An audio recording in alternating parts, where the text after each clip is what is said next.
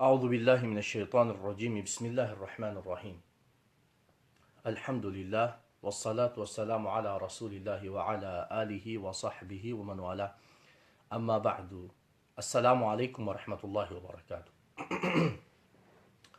bakka jirtanitti nagaa fi rahmanni rabbii guddaa isinirratti haa jiraatu. Rabbiin subhaanahu wa ta'aalaa dandahaadhaati waan inni jaalatuun hojjechiisee waan inni jibburraa nu haa fageessuu jechaatiin mee gaafii gabaabduu takka inshaallah daqiiqaa hangaan qabu keessatti inshaallah walitti dhiheessee duba gartee deebisaa godhuuf yaala. Akkumaan duba gartee mata duree gubbatti isiniif barreesse shari'aa islaamaa keessatti dhalaan muuziqaa gootu, shamarran muuziqaa godhan takka shamarran wallisan kun akkamitti ilaalamanii, shari'aan isaan kanaanuu maal jettiin, waan jedhuun duba gartee gabaabsee dhiheessuuf yaala inshaallah. Rabbi shrah li sadrii wa yassir li amrii wahlul uqdatan min lisaanii yafqahu qawli. Akkuma beekamu duba gartee muuziqaan dhaggeeffachuun takka wallisuun akka haraama tahee namtu kuni waan beeku waan duba gartee isaaf ibsuun barbaachisaatii miti jechuudha. Walleen akka haraam tahee rabbiilleen qur'aana keessa dubbatee وَمِنَ النَّاسِ مَنْ يَشْتَرِي لَهْوَ الْحَدِيثِ لِيُضِلَّ عَنْ سَبِيلِ اللَّهِ بِغَيْرِ عِلْمٍ وَيَتَّخِذَهَا هُزُوًا أُولَئِكَ لَهُمْ عَذَابٌ أَلِيمٌ. Ilma namaatirraa duba gartee nama wallee bitatuutu jira.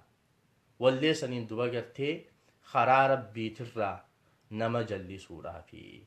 Akkuma beekamu duba gartee ummanni wallisu kun yeroo hedduu waan ofii ittiin daleeyne namaan ja'an duba gartee waan of keessaa hin qabne waan ofii hujirratti hin jirre akkas tahee akkas taatee maarre waan hedduudha ja'an. Tayyib warra wallee wallisuuf aayinni tokkichaan kunu gahaadha. Isaan keessaa dhalaan wallee wallistu hoo ija hamiin laalamte? dhalaan wallee wallistuu shari'aa islaamaa keessatti wallahi hadiisni tokkichaan kun qoftiin isaaniif gahaadha. Hadiisa baay'ee nama sodaachisu, hadiisa baay'ee duba gartee namni firraa laaluun barbaachisu, hadiisa duba gartee namni yoo dandeehe qoma keessatti qabatee deemuu ni qabu jechuudha. Maal ja'a nabiin keenya sallallahu alayhi wasallam hadiisa sahiha keessatti sayakuunu في أمتي خسف وقذف ومسخ. لا أمتك يا خيستي أركمفتا، أمتك يا خيستي أركمفتا أجي نبي صلى الله عليه وسلم. مالتو أركم يا إرجما خين نبي محمد صلى الله عليه وسلم خسف دجين إسانين تشيتون ومسخ المنما بفتكر غير بفبرات التججرمون. ومسخ المنما بفتكر غير بفبرات التججرمون.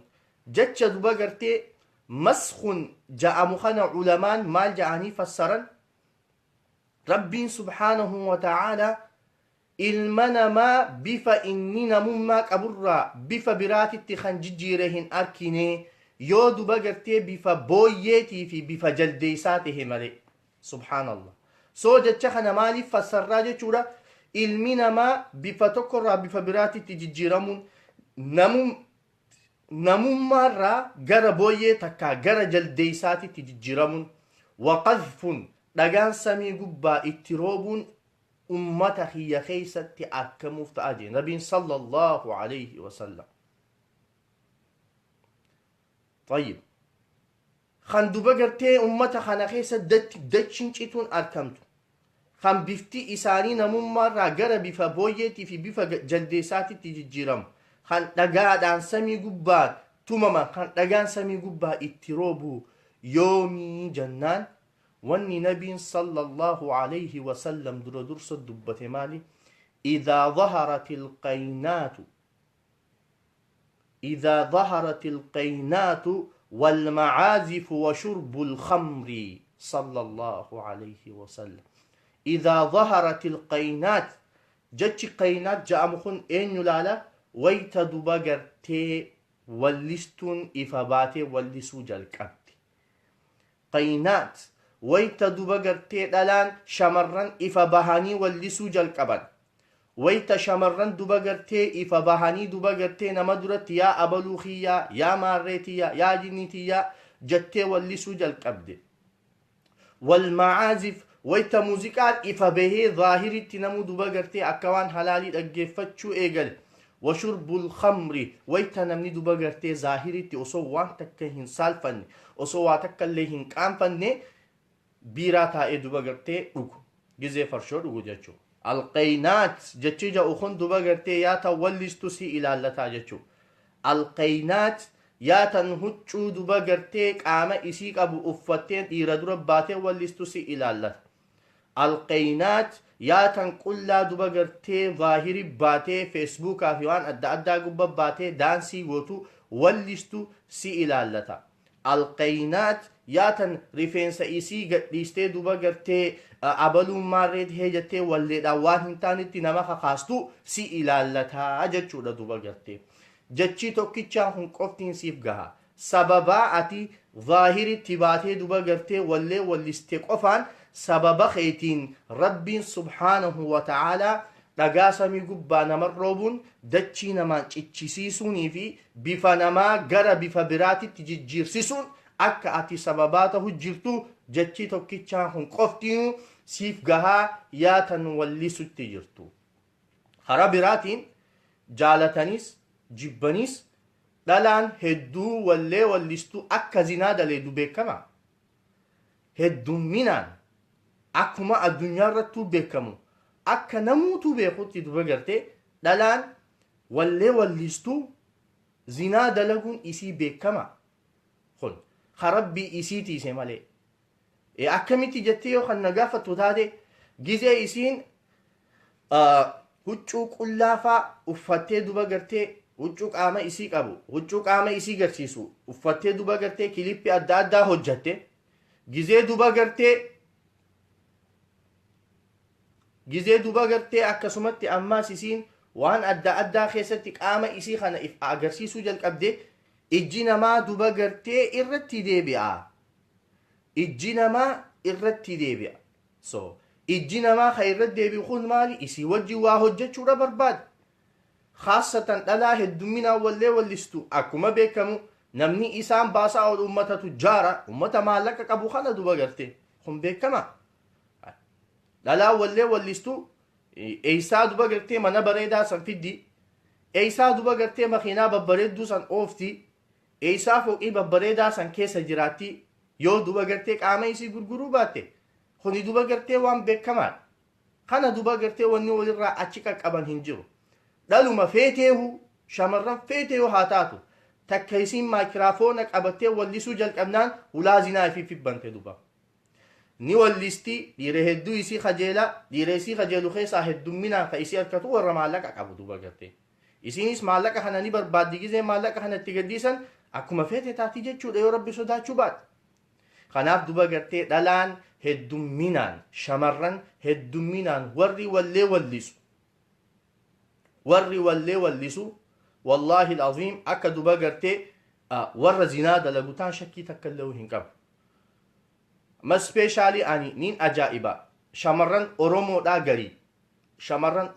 garii yeroo gabaabaa keessatti kiliippii akkanaatiin gadhiisuu deema jettee faa katabdee feesbuuka gubbatti poostiif goote yeroo gabaabaa keessatti wallee bareedduu akkanaa takkaan gadhiisuu deema yeroo gabaabaa keessatti wallee anaa fi abaluun maarree wajjigooneen maarree godhuu deema jettee subhaanallah feesbuuka gubbatti poostiif goote fuute kana duba gartee akka namni akkasiisan hundinuu hulaa zinaa ifitti banu jiran takka maqaa zinaa dalagu sagaggaalummaa dalagu akka fudhachutti jiran sababa isaaniitiin balaan hin jirre akka namatti bu'uuf deemtu kuni duba gartee namaaf ifa bahee beekamuudha qaba kanaaf duba gartee shamarran keenya warri niyyaa akkasiitillee qabdan yoo jiraattan if keessaa haqa warri niyyaa wallisuutii fi walliseetiin beekamaa walliseetiin nama duratti bahee duba gartee urjii maarree je'ee takkaa maarree taheetiin ani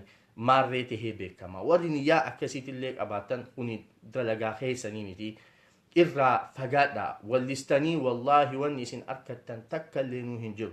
Ani akka kiyyaatitti nama wallisee bakka gahe tokko illee hin argine. Wallaahi billaahi tallaahi nama wallisee bakka gahe tokko illee hin argine. Dhiisi wallistoota biyya keenyaa mimiskiinoota ummata gurguddaatu tujjaarota warra duba gartee mana isaanii maal jeesi haa himu. Ameerikaa tana keessatti biyyaan an jiraadhu kana keessatti wallistuu meeqaantamii meeq osoo hashishaafsitoo cumaan taduuti. Waan kanaa isii ajjeese unoo sagaruma keessaa akkasii gabbaasan. Tujjaartittii beekamtu tan addunyaa tana garagalchite. Wallistoonni keenya dhiisii mee ummata gurguddaa kunooti warra miiliyeenara warra maallaqaa kan qaama dhiqatu warra maallaqa kan akkuma godhu dhabee akkuma ta'u dhabee addunyaa tana bakka hin deemne warra hin qabne. Kunooti booddeen isaanii sagaraa keessa du'u. Booddeen isaanii hashish aarsutti jiru du'u. Booddeen isaanii farshoo dhuguu jiru onneen isaanii dhaabbattee du'u. Ani eegaan Ameerikaa tana dhufe wallisaa 3 moo 4 wallisaa gurguddaa kan TV'n isaanii seenneenii fi wanti hundinuu irraa haasoitu ummata duraan kabajaa qabu ummata isaanuma akkuu kun namni maallaqa meeqa hafaleeseen kan duba gartee reefka isaanii sagaraa keessaa gabbaasan rabbiin TV kana gubbattii ijaan nu garsiise duba. Tan isii hashish aarsutti jirtu achumaan hotte. Kaan osoo farshoo dhugu jiru onneen isaa achumaan qad kan jette. Yeroo amata dabre amata akka dura wallisaa beekamaa guddaa kan Ameerikaa tana girgireesse ani maqaa isaatillee hin beeku. Waan kanaa isa ajjeese waan sanii isa ajjeese kan onneen dhaabbatu maaktan. Tokko booddeen isaanii kana hunoo. Kanaaf duba gartee wanniniin ani wallistootaaf dhaamu wantiniin ani wallistootaaf dhaamu haram dilii duba gartee ilaa yawmal qiyaamaa isni deemtu yoo dalagachuu barbaadanitti fufaa wallee teessan. Maaliif jennaan amma faa yeroo teeknooloojiin akkana babal'atee jiru keessatti ati wahuma kilippii takka wahuma xiqqoo takka gadhiisi wal jala deema namni kun. Daqiiqaa takka keessatti nam miliyoona meeqaatu laala nam miliyoona meeqa. Dilii nama miliyoona meeqaa baadhachuu dandeesseetti fufi. Wallaahi. Dilii nama miliyoona meeqaa yoo baadhachuu dandeesseetti fufi. Ati duutee addunyaarraa deemtus hanga kaaseetaan keessan numa lallabu hanga sagaleen teessan numa lallabdu diliin sumarra deemu jirti. Jaalattuu jibbitu. Gaafaan Naayiroobii tana jiru gurbaa wallisaa tokkotu beekame. Kaaseetaa tokko baaseetuma aksidan harkatee cumaa dujjaan raawwate mucaan umrii isaa nama 20 fi wayitii umrii dardarummaa keessa jira. Garuu duba gartee abbaan isaa sheekha. Rabbiin abbaa gaarii namaaf haa kennu. Wallaahi maal godhe miliyoona meeqa gannaqeetii wallee isaa sannuma xaragu. Miliyoona meeqa gannaqee walluma isaa san TV fi reediyoo fi hundatti beeysanii. Please wallee gurbaa kiyyaa hin dhaggeeffatina. Wallaahi maallaqa miliyoona meeqa san gannaqee hanga danda'u xargee ilaa amma walleen isaa sannuma deemti. Kana hundu. Hanga ati duba gartee addunyaarra osoo jirtu ani waan kana lakkiseetiin jiraa. Ani waan kana amma booda irraa toobadheetiin jiraa. Yaa Rabbi ragaa bahii jettee toobaa qulqulluu san toobattee warri walleetii dhaggeeffattanilleen adaraa. An izni isiniifin godhuu jee firraas bahiitii dabarse achi booda ati ittiin gaafatantu ha dhaggeeffatu san itti gaafatan. Ammoo osoo ati waan kanarraa hin deebi'in ati si wallee jaalalaa jetta huguu takka asii wallee maarree jetta wallee jaalala maali? Meemaa jaalala maali odeessitaa deero? Jaalala eenyutii fi naa walliste achi baatee yoo kuni qaama gurguruu ta'e malee kanaaf duba gartee shamarran wallee wallistan ifirraa eegaa. Waan keessanii miti isinirraan fakkaatu. Yoo wallee wallisaa jette akka ati zinaan dalagaa ani zinaadhaan sagaggaaltittiidhaa ifitti mibahi wallis. Dhuguusa yoo namni as bahee abaluun akkasii siin jee namni akkatti hin dubbatin duba. Kanaaf Rabbiin subhaanahu wa ta'ala dandayaadhaati haraam hundarraa Rabbi nu haa tiisu. Shamarran keenyallee duba gartee hara Rabbiin ofii jaalaturra Rabbi nu haa kaayu.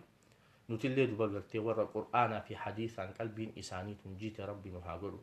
Rabbiin subhaanahu wa ta'ala dhageetii qur'aana nutti haa mi'eessu qaraatii qur'aana nutti haa mi'eessu dhageetii hadiisa rasuulaa sallallahu alaihi wasallam nutti haa mi'eessu warra waan gaarii dhaggeeffatu warra waan gaarii dubbatu warra waan gaarii hojjetu rabbi subhaanahu wa ta'aalaa nu haa godhuu isniin jechaa yooniin haqa qunnamees rabbi irraahi yooniin dogongorees nafsiyaatii fi sheexaana irraahi insha Allah warra duba gartee qur'aana wajjin qaraanu sabtii fi alada xiqqasho'anii naaf hin mijaa'u hedduu yeroon tiyya dhiphoodha insha Allah guyyaa biraa hangaan dandootti torbaanirraa guyyaa 4-5 isniif akkaan dhiyeessu kana ballama kiyya insha Allah rabbiin waan nu dararaatii fi waan nu dhibaa hunda rabbiin nurraa haqabu nagayaan naa tura.